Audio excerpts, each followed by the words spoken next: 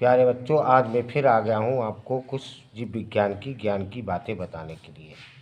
आज हम आप लोगों को बताएंगे पादप हार्मोन, यानी पेड़ पौधों में जो हार्मोन होते हैं उनके क्या कार्य हैं और हार्मोन के वजह से क्या क्या पादपों में होता है। पादप हार्मोन की वजह से ही एक उनकी सीमित अवस्था होती है। ऐसा नहीं है कि कोई पौधा वृद्धि करते करते ऊंचाई में बढ़ता ही रहे। पादप हार्मोन्स वे पदार्थ हैं जो पदार्थों के किसी भी एक भाग में बहुत ही कम मात्रा में उत्पन्न होते हैं और वहाँ से पौधे के अन्य भागों में, यानी जितने भी पौधे के भाग हैं उसमें स्थानांतरित हो जाते हैं, यानी पहुँच जाते हैं। कार्य की क्रियाओं पर विशिष्ट विधि से प्रभाव डालते हैं। जो वो क्रियाएं करते हैं उनके ऊपर प्रभाव डालते हैं। इन्हें हम पादप हार्मोन यानी वृद्धि नियामक भी कहते हैं, यानी ये उसकी वृद्धि को नियमित भी करते हैं। थीमान एक वैज्ञानिक थे। 1948 में हार्मोन कार्बनिक पदार्थ हैं जो प्राकृतिक रूप से उच्च श्रेणी के पौधों से उत्पन्न होते हैं, जो उत्पन्न होने वाले स्थान से दूर वृद्धि यानी उसकी ग्रोथ तथा अन्य कार्य की कार्यों पर अपना नियंत्रण रखते हैं, यानी उसके ऊपर कंट्रोल रखते हैं और थोड़ी मात्रा में ही क्रियाशील होते हैं। अब यह भी ज्ञात है कि कुछ पदार्थ जो वृद्धि को कराने में सहायता करते हैं और अधिक मात्रा में यही पदार्थ वृद्धि को अवरुद्ध कर देते हैं, यानी अब वृद्धि इससे ज़्यादा इससे अधिक नहीं होगी। हार्मोन शब्द का प्रयोग स्टर्लिंग ने सन 1906 में किया था। हार्मोन शब्द का जो प्रयोग था वो 1906 में स्टर्लिंग ने किया था। पादप हार्मोन मुख्यतः विभज्य ऊतक कोशिकाओं तथा नई पत्तियों व फलों में बनते हैं। ये जो हार्मोन है ये विभज्य ऊतक और पत्तियों और फलों में बनते हैं और पादप हार्मोन कई प्रकार के होते हैं। जैसे कुछ वृद्धि सहायक हार्मोन होते हैं जो वृद्धि में सहायता करते हैं, कुछ वृद्धि रोधक होते हैं यानी जो वृद्धि को रोकते हैं। वृद्धि सहायक हार्मोन जैसे ऑक्सिन, जिबरेलिन, साइटोकाइनिन ये वृद्धि सहायक हार्मोन है। ये वृद्धि में पादपों की सहायता करते हैं। वृद्धि रोधक एब्सिक अम्ल, एथिलीन ये वृद्धि रोधक हार्मोन है। इनको हम वृद्धि रोधक हार्मोन बोलते हैं।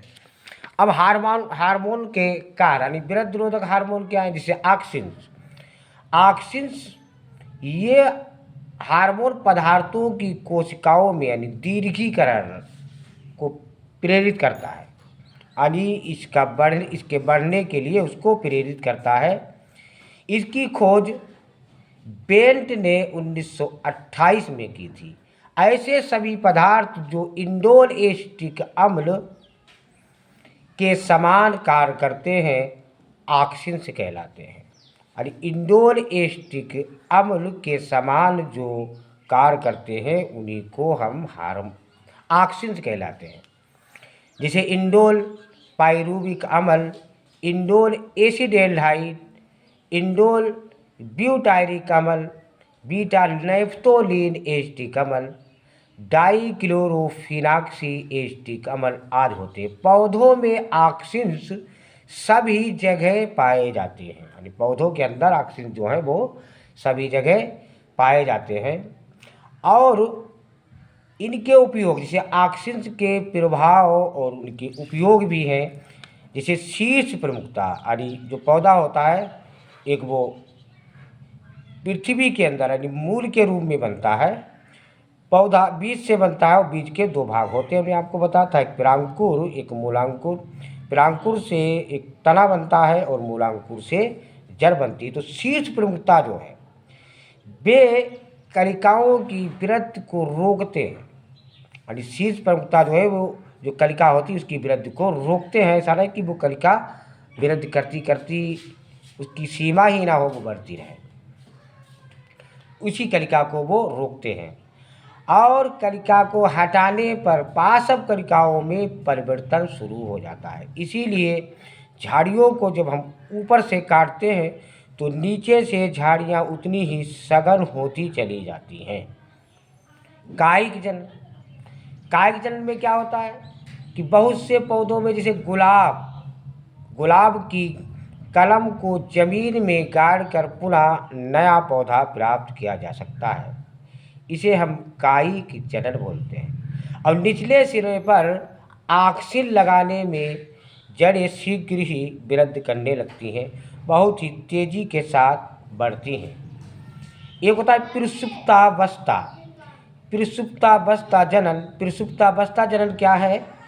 प्रसुप्तावस्था जनन आलू जैसे कंदों पर ऑक्सीजन के छिड़काव से कलियों का अंकुरण हो जाता है। जो आलू होता है उसके ऊपर छिड़काव करो तो उसकी कलियां अंकुरण हो जाती हैं, जिससे उनका उपयोग अधिक समय तक किया जा सकता है, उसमें संग्रहित रह सकती हैं। एक होता है प्रकाशवर्तन तथा गुरुत्वानुवर्तन। इनमें ये पौधे की अनुवर्तित यानी प्रकाशवर्तन तथा गुरुत्वानुवर्तन गतियों पर ही नियंत्रित रहते हैं। एक होता है बिलगन। बिलगन में क्या होता है? बहुत से पौधों में फल एवं पत्तियां समय से पहले यानी पूर्व ही वृंत के आधार पर एक बिलगन परत बन जाने के कारण, यानी उसमें जो बिलगन परत बनती है, इस क्रिया को हम बिलगन कहते हैं। ऑक्सीजन बिलगन की क्रिया को रोक देते हैं कि अधिक से अधिक बिलगन ना हो। एक होता अनिषेक फलन, यानी जिसमें निषेचन नहीं होता। बीज रहित फलों के निर्माण में ऑक्सीजन का उपयोग होता है, इन्हें हम अनिषेक फलन भी कहते हैं। खरपतवारनाशक जैसे ऑक्सीजन संकीर्ण पत्ती वाली फसल यानी एक बीज पत्री के साथ उगने वाली बड़ी पत्तियों वाली खरपतवार को नष्ट कर देते हैं। जिब्रेलिन्स भी एक हार्मोन है। इसकी खोज फार्मोसा में धान के खेत में हुई थी। धान के खेत में जहाँ कुछ पौधे अधिक लंबे हो जाते थे, पत्तियां लंबी व पीली हो जाती थीं, इन पौधों में दाना कम उत्पन्न होता था और धान का यह रोग एक फफूंद यानी जिब्रेला फ्यूजिकुराई, जिसे आजकल फ्यूजेरियम के नाम से जाना जाता है। याबुता और हयाशी ने इस फफूंद के रस से एक वृद्धि नियंत्रक यानी पदार्थ अलग किया, पृथक किया, जिसे हम जिब्रेलिन बोलते हैं।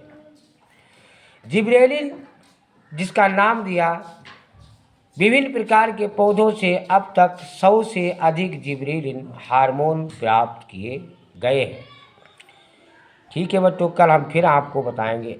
आप लोग हमारे लिए सब्सक्राइब और लाइक ज़रूर कीजिए। हम आप लोगों के लिए फ्री में वीडियो लाते हैं। फिर मिलेंगे कल अगली वीडियो।